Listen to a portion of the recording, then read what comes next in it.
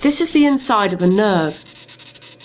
Each nerve contains thousands of individual nerve cells. These consist of a cell body and a long string-like structure called an axon. The cell body is in or very close to the spinal cord, and the axon runs within the nerve to supply the target tissue. Each axon is protected by a myelin sheath made by a series of Schwann cells. Here, the axons are green and the Schwann cells pink.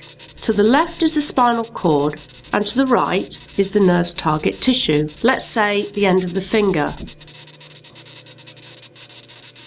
When your finger touches something, you can feel it, because electrical signals are sent down the axons to the spinal cord and brain.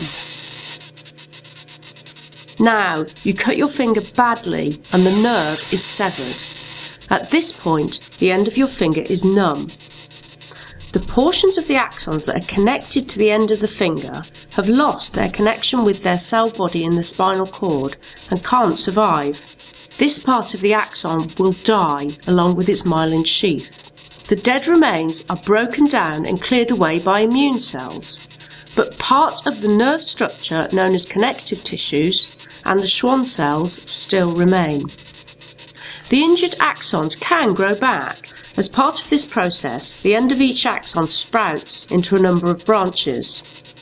Some of these sprouts may find their way across the injury site into special channels in the remaining stump, formed by Schwann cells and the connective tissue. These provide both physical and chemical guidance for regenerating axons. The axon will then grow quite slowly until it reaches its target, the end of your finger. The feeling will then return.